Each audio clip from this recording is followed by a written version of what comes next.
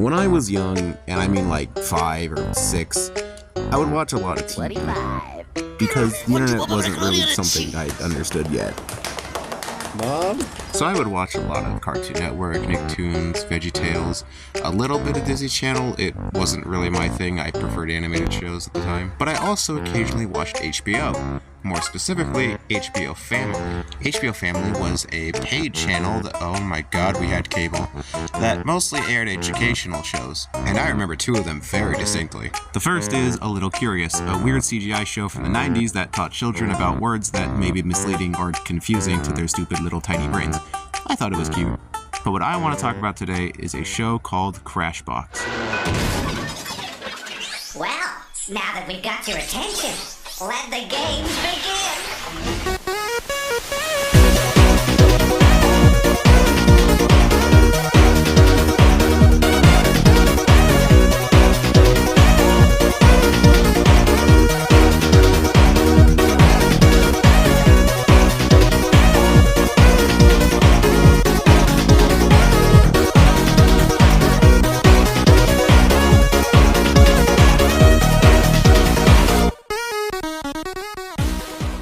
According to Wikipedia, Crashbox takes place in the insides of a game computer, which I never really agreed with. I don't even remember what got me into Crashbox. It was probably the weird-ass art style. Crashbox tends to use claymation or stop motion for its animation, but sometimes it does some weird shit like puppets or real people.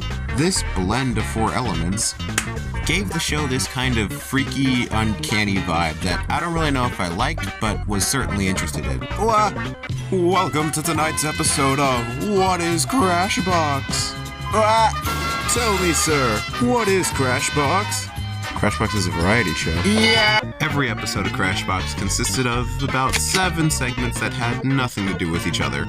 These segments talk about math, English, art, historical figures, pretty much everything a small child needs to learn in their early years. Between each game, there's a small bumper of all the robots trying to load the next one up as fast as possible. And speaking of all these games, let's talk about them. We're going to tackle these segments in the order that they first appear in the show. So the first one we have is Distraction News. This segment is a news report hosted by a paper puppet named Dora Smarmy. The game revolves around a general report on a fact, followed by 5 questions about said fact. Throughout the report, a bunch of shit flies on the screen to distract you.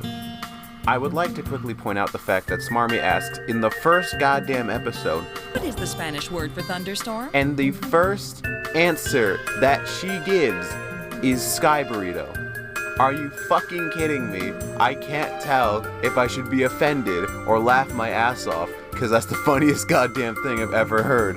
Sketchpad is a game where Sketch gives a story from his pad, but leaves out the last major part, leaving it up to the viewer to connect the dots and figure out the riddle. As a kid, I was a fucking dumbass and never got any of these right, but I like the art style for this one. I think it's very silly, and generally it's just chill. Psychomath is fucking weird. You're given various pictures with hints of their numeric values, and you have to figure out each value before time is up. It's quirky, but I suck at math, and little me was equally terrible with numbers, so I kind of forgot about this one until I rewatched the show. I was watching this with a friend, and the fucking question was, how many nostrils do you have plus the amount of musketeers? And I obviously said, okay, well the answer is 5. And he was very confused, claiming, how did you know how many you have? And I just stared at my fucking Discord call, and I'm like, what are you talking about? And it goes back and forth for 5 minutes until he reveals to me that he thought the question was, how many nose hairs do you have? And he somehow thought not only did I have 2, but I just knew that on the top of my head. He's an idiot. And I know he's gonna watch it, so you're an idiot. Here we are, the game I have absolutely zero memory of. 2 ears play sounds that link to a general area, and the viewer has to figure out what that connection is before the ears do. I think this one is fine. It's visually very boring, and the premise gets pretty old after you immediately realize what it is, but it works fine. I would like to say that I think the fact that the right ear has an earring and talks in a funny voice, I like that joke. I noticed it, and I mean, it's offensive, but it's funny. The next one I totally forgot about until rewatching the show. Haunted House Party is a segment where the viewer is given several hints about a mysterious silhouette's identity before it's revealed. The first episode is fucking Houdini, so like, have fun guessing that, little Timmy. Eddie Bull was my favorite segment growing up, and I don't know why. It follows Eddie as he's constantly eaten by various animals. He gives a few hints as to what animal swallowed him before revealing the answer. It's a cute segment, I like it a lot. It taught me a decent amount about animals that I didn't know existed back then. It's a good game, but my only problem with it is that it probably got some childhood devore, and I don't like that fact. 10 seconds is very fun. It shows the viewer a word that will act, look, or do something funny that helps the viewer understand the phrase. For example, I think the first thing was the word break bouncing up and down, and the answer was spring break.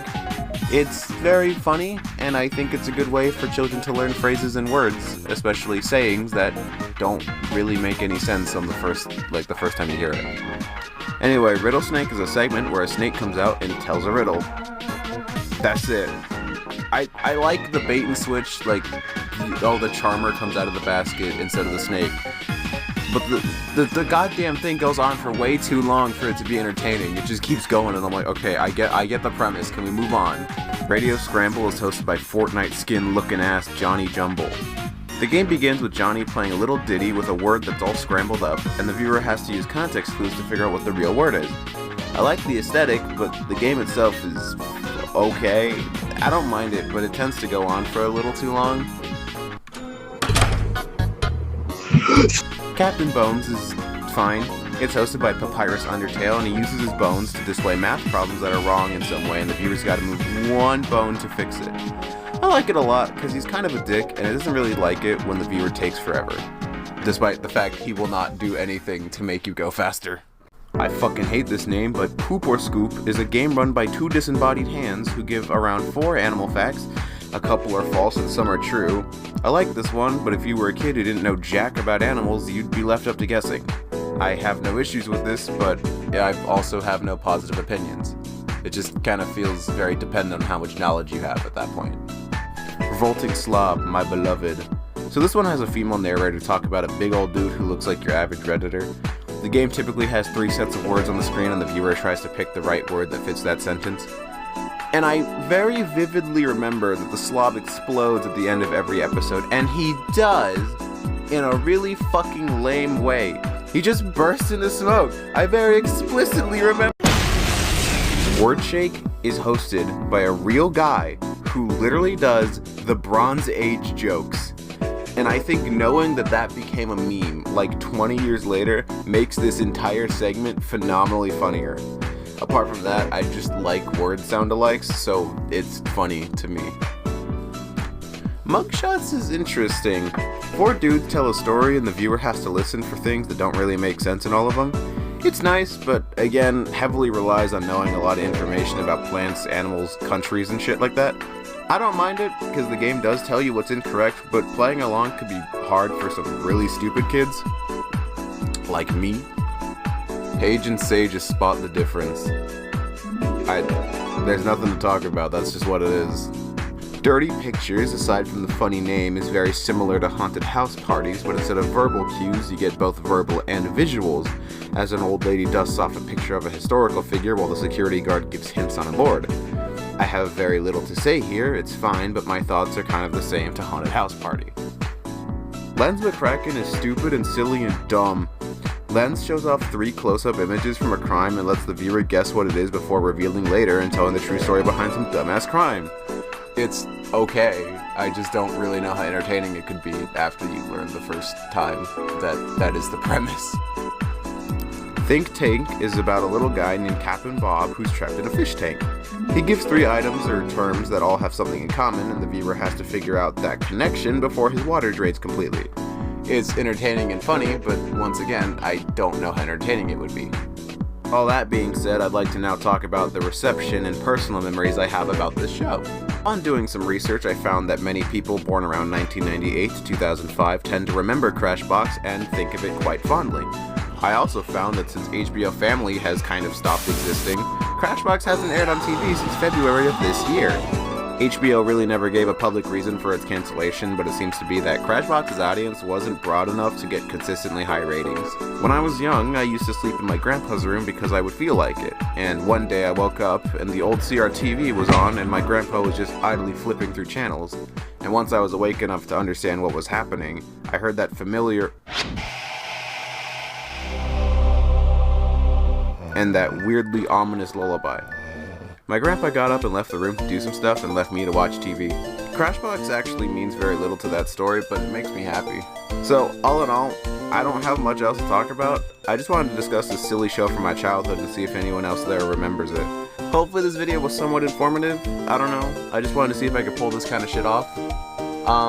But I hope that something interesting comes out of this, and maybe this will be the type of things that I can keep doing. I don't know. I'm scared. Oh! Another day goes by.